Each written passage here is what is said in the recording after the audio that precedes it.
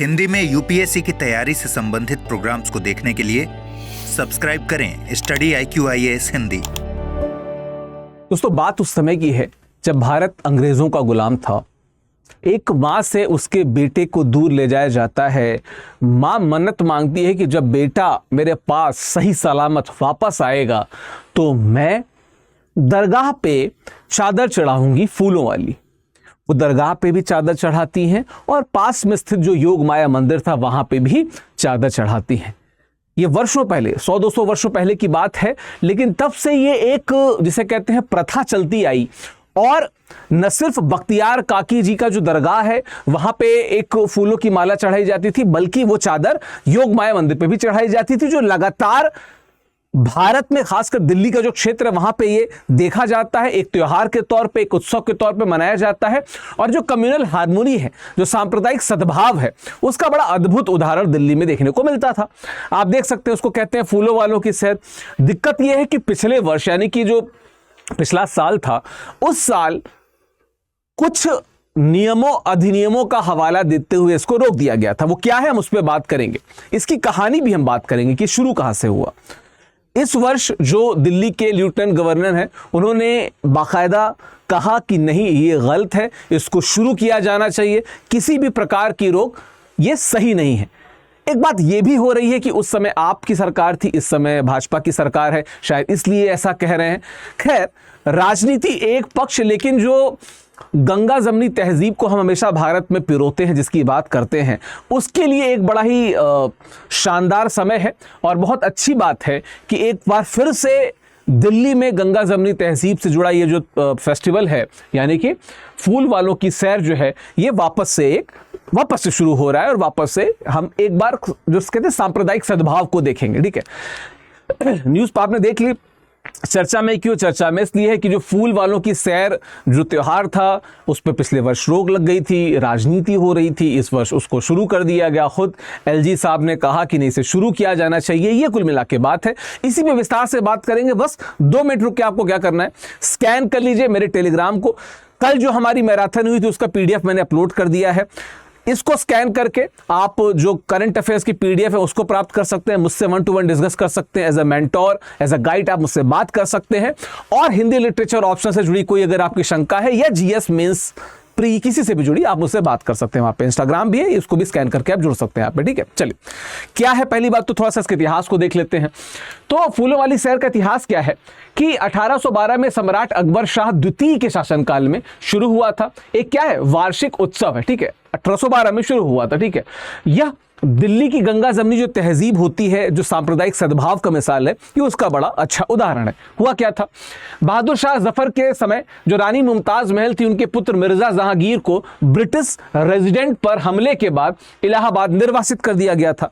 तो इन्होंने ही एक मन्नत मांगी थी कि अगर वो बच्चा उनका वापस लौट आ जाता है, पुत्र वापस आ जाता है, तो मेहरौली में जो ख्वाजा बख्तियार काकी की दरगाह है उस पे वो चादर चढ़ाएंगी और फूलों का पंखा चढ़ाएंगी। ठीक है, बेसिकली फूलों वाली चादर चढ़ाएंगी वहां पे। ठीक है, मिर्जा की वापसी पर उन्होंने इस परंपरा की शुरुआत की और एक वार्षिक रवायत बन गई। और वर्षों 200 वर्षों से लगातार दिल्ली में जो मेहरौली स्थित जो बख्तियार काकी की दरगाह है वहां पे भी, और साथ में जो योग माया मंदिर है वहां पे, दोनों साथ एक साथ ये रस्म हो आती है। ठीक है,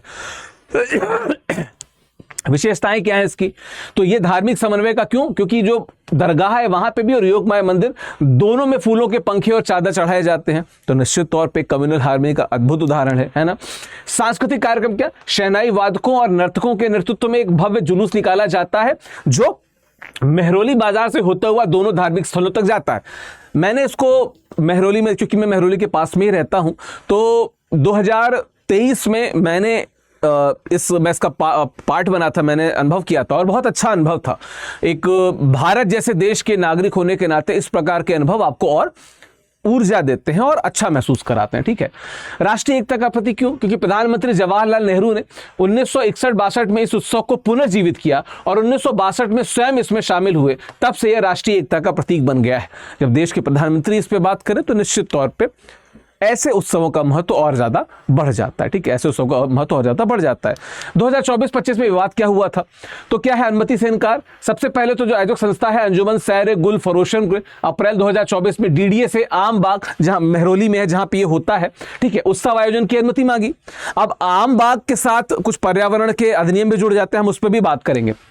ठीक है, डीडीए ने वन विभाग से एनओसी की मांग की। ठीक है, वन विभाग ने कोई प्रतिक्रिया नहीं दी, जिससे अनुमति जो थी वो नहीं मिल पाई, वो लंबित रही। ठीक है, दूसरा क्या हुआ कि उत्सव आयोजकों ने सार्वजनिक रूप से यह मुद्दा उठाया कि सदियों पुराने उत्सव को अचानक क्यों रोका जा रहा है, जस्ट बिकॉज ऑफ पॉलिटिक्स, ऐसा मुद्दा उठाया गया। ठीक है, उन्होंने बताया कि 2023 तक आम बाग में उत्सव की अनुमति मिलती रही थी, अब क्यों नहीं मिल रही है। फिर एलजी का हस्तक्षेप हुआ पिछले वर्ष की अगर बात की जाए तो। ठीक है, तो उपराज्यपाल वीके सक्सेना के मामले में हस्तक्षेप किया। ठीक है, डीडीए को पुनर्विचार के बाद पर्यावरण को नुकसान न हो की शर्त के साथ अनुमति दे दी गई। पिछले साल नहीं हुआ था, लेकिन इस साल इसको खुद एलजी साहब ने जब इंटरफेयर किया तो अनुमति मिल गई। ठीक है, लेकिन हम थोड़ी और मुद्दे पे बात करेंगे, दिक्कत कहां पे हो रही है। ठीक है, क्यों रोका गया, कानूनी और प्रावधान अन्य क्या है। तो पहला है वन संरक्षण अधिकार। अब इसमें अगर आप देखेंगे या सदर्न रिज वाले इशू को देखेंगे तो आपको पता चलेगा कि क्यों रोका गया। क्यों रोका गया, देखिए, वन संरक्षण अधिनियम 1980 के तहत वन भूमि पर किसी भी गैर वन गतिविधि के लिए केंद्र सरकार की पूर्व स्वीकृति आवश्यक है। यह कानून वन क्षेत्रों के संरक्षण और उनके विनाश को रोकने के लिए बनाया गया था। ठीक है, बिना स्वीकृति के। प्रावधान क्या है कि वन भूमि को गैर वन उद्देश्यों के लिए उपयोग करने पर प्रतिबंध है। अब जो आम बाग की बात मैं कर रहा हूं वो वन भूमि है, वहां पे अगर आप किसी प्रकार का उर्स या उत्सव करेंगे तो अकॉर्डिंग टू ये जो वन संरक्षण अधिनियम 1980 है वो परमिसिबल नहीं है, परमिसिबल नहीं था। ठीक है, इस कारण इन्होंने पहला कोटेशन ये किया, हालांकि पहले से होता भी हो रहा था। वनों की कटाई या डिजर्वेशन के लिए केंद्रीय स्वीकृति अनिवार्य है। और क्या, राज्य सरकारें स्वतंत्र रूप से वन भूमि का उपयोग नहीं बदल सकती, परमिशन लेनी पड़ेगी, नो ऑब्जेक्शन सर्टिफिकेट एनओसी लेना पड़ेगा। ठीक है, और मुद्दों पे अगर बात करें तो दिल्ली का मामला क्या है, रिज की बात करें, दिल्ली में रिज अरावली पर्वत श्रृंखला का विस्तार है। हम सदर्न रिज की बात करने वाले हैं, जो शहर के लगभग 20% क्षेत्र में फैला हुआ है। ये 5 भागों में विभाजित है। ठीक है, उत्तरी रिज, दक्षिणी रिज, ठीक है, जहां पे आम बाग स्थित है, मध्य रिज, साउथ सेंट्रल रिज और रिज एक्सटेंशन, ये 5 क्षेत्रों में बटा हुआ है, जिसमें से जो ये वाला है आम बाग जो स्थित है, ये वो क्षेत्र है जो विवादित है, जहां पे ये त्योहार हुआ करता था। सदर्न रिज विवाद क्या है, 2024 की शुरुआत में डीडीए ने सदर्न रिज क्षेत्र में 1051 पेड़ों को काटने का प्रस्ताव रखा था, जिसके खिलाफ सुप्रीम कोर्ट में याचिका दाखिल हुई।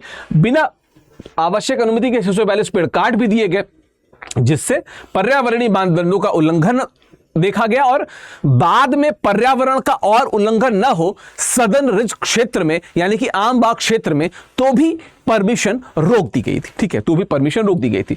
नवंबर 2023 का यह आदेश पढ़ लीजिएगा। इस आदेश में इसी को क्लियर तरीके से बताया गया कि भाई, जैसे लिखा है ना कि आप सरकार के वन और पर्यावरण विभाग ने नवंबर 2023 में एक आदेश जारी किया, जिसमें सदर्न रिज क्षेत्र में त्योहारों या अन्य कार्यक्रम के आयोजन पर रोक लगा दी गई थी।